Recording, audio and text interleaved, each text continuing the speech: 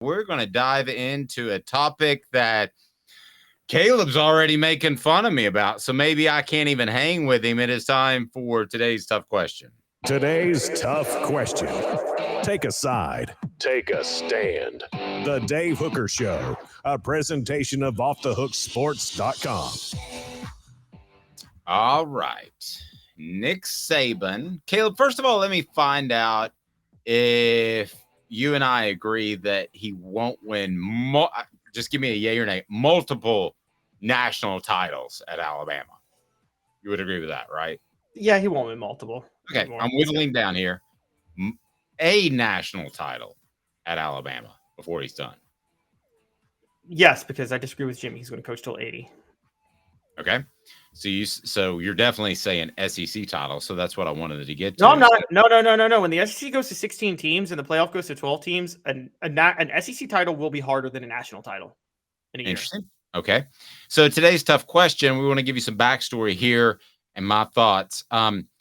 Today's tough question is: will Nick Saban win an SEC championship before he is done at Alabama? Yay or nay? Yay. I'll still go yay. Just by odds, I'll go yay. That's funny. You've kind of argued with yourself there. But anyway. No, I just said a national title is more likely, but I still will give him one SEC title left. Okay. Backstory. You believe that Nick Saban is monkeying around with his coordinators, correct? Tell me why. Yes, and by the way, I have to tell you guys this, for everybody that doesn't like him, this is why we in the media will always give Lane Kiffin a pass and love him, because Lane Kiffin will honestly give you gold to write about. There's only a few coaches that do that, Dave, right? And Lane Kiffin is probably one of the best if you're a media member. And he basically said in the press conference the other day that he was asked, what's it like going against Steele's defense? And he basically said, it's more like we're going against Saban's defense. No, I'm not quoting him directly, but he basically said he thinks that Saban's calling the plays. Saban comes out and volunteers information, basically says contrary to what's been out there. Kevin Steele is our defensive coordinator. On top of that, there are rumors circulating right now that the move back to Jalen Milroe was a Saban move. And the move to Tyler Buchner and to bench Jalen Milroe was actually a Tommy Rees move, the offensive coordinator, so this is Saban saying to the offensive coordinator, you don't know what you're doing. I'm taking over the offense. And Lane Kiffin is hinting that Saban is telling Kevin Steele, you don't know what you're doing. I'm taking over the defense. Okay.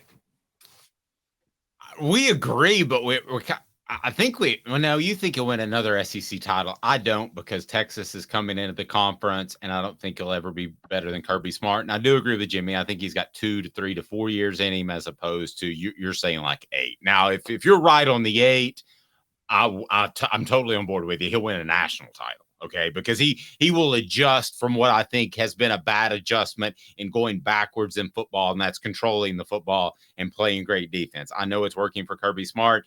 But he has had a very special run of quarterbacks. You can name them off: Tua, Jalen Hurts, Bryce. Bryce Young, Mac Jones. You can go on and on and on. That's a special run. That's not going to happen very likely for any program in the nation ever again. And historically, it's insano. It's even better than when Tennessee had Peyton, T, Clausen, Ainge. That was a great run. You would take those 4 right now. But you forgot about Heath Schuler before Peyton. Right. Slight couple years in between because of the transition. But you're right. That was a special run. But you take the guys that we just mentioned at Alabama over that. So I think there's some luck to that. I don't think you'll have that again. That's point A. Point B, I think he's always monkeyed around. I've talked to a coach that was on his staff, and he said it wasn't unusual to come up and take the offensive game plan. Now, they run the same plays. It's not like he's ripping up the plays and say, no, rip it up on a Thursday night and say, we're going to do this instead. And it's worked for him. But here's why I don't think he wins another SEC title, because I don't think he coaches as long as you do, and we'll find out. We've all speculated on that. I also think that he won't have the run of quarterbacks. I don't know who his next great quarterback is, and I don't necessarily think he's on the roster right now. And he doesn't seem to think so because he's played basically all of them for a little bit to see how they do. And now he's going back to Jalen Milroe. So, and the other thing is, I think he's gone backwards in time a little bit, whereas you have to have an offense that's somewhat explosive or the most dominant roster in the nation. There's only one team right now that has the most dominant roster in the nation, and they wear red instead of crimson. It's Georgia. So I don't believe that he will win another SEC title. And I'll add to that with Texas coming into the SEC. So portions of the program, including today's tough question, brought to you by Andy Mason, AndyMasonRealEstate.com. He's my realtor. He should be yours. Best prices and service in the biz. That's Andy Mason, AndyMasonRealEstate.com. Check him out. So, Caleb, digest that for a moment. What I just said. Call me crazy if you like. Okay, there's a lot to unpack.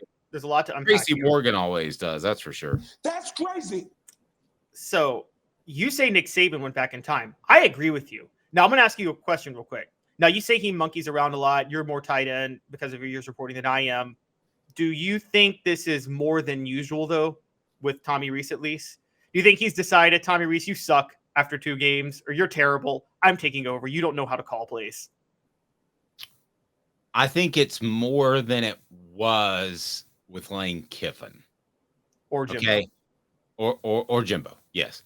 I think other than that, it's pretty much status quo. Okay. On defense, I agree with you. It's always been Nick Saban's defense, right? Nick Saban has always ran the defense. Yes. Yes. And okay. So here's one of the things that's kind of interesting. And this is on a broader take. And stay with me here. Have you seen what Baltimore's doing in the NFL right now? Mm-hmm. They're looking really good. And Lamar Jackson looks like an early MVP candidate. Who's their offensive coordinator? Help me. Todd Monken, who was at Georgia the last 2 years. Right. I think Nick Saban, yes, he went back in time. I think Kirby Smart went back in time too with Mike Bobo. And what I'm saying is we underrated how great of an offensive coordinator Todd Monken was at Georgia last year. Agreed. And probably underrated Brian Daboll at Alabama. Oh, absolutely. Absolutely. We underrated both of them. And I think Nick Saban went back in time. Here's where this is a rare mistake by Nick Saban. He went back in time based on a media narrative that wasn't true. The media narrative was that Kirby Smart was winning national championships the old Nick Saban way, which was a simplistic offense and all defense. No, that offense was very, very, very cutting edge. Go back and watch the motions and the plays Georgia ran. Dave, you saw Georgia.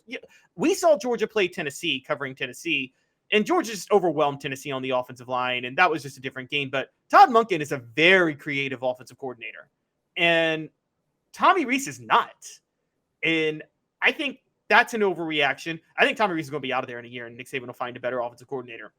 Now, Kevin Steele, that is totally a Nick Saban's like, I'd rather just run the defense. For those who don't know, Kevin Steele is actually not a bad defensive coordinator. For people who bring up the 70 points with the Clemson game 10 years ago, I'm going to expose something that I'm a little uncomfortable because we don't know all the details, but Kevin Steele has once every 5 to 10 years what we might call a mental lapse in a game. He was coaching at Carolina one year. No, he was coaching a defensive coordinator at Auburn, I think, one year, and pulled out an old playbook from Carolina in the middle of the game to call that. I think that was the game. It happens once every 5 years, and it's something that just, I don't know what happens when he does it, but it does happen every now and then. I think Saban brought in Kevin Steele, knowing that outside of that, Kevin Steele can coach defense, and Nick Saban can be the guy to call plays and take over when things go rough.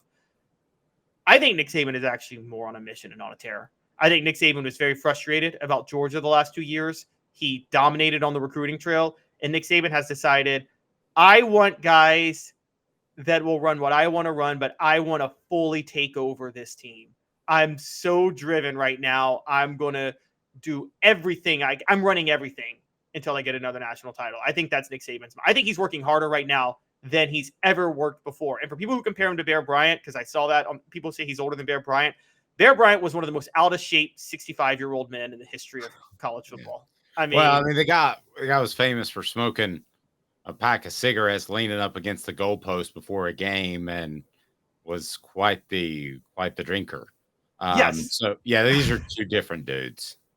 Yes, exactly. Nick Saban is the most driven. He works 20 hours a day. I think I work hard with what I do. Nick Saban doesn't stop working all the time. And everything I've read is he's been, people close to the program talk about he is more driven than ever before. And I think he hired coordinators basically in name only this time. And he wants to run the entire show, do more work than he's doing more work than any coach in football right now.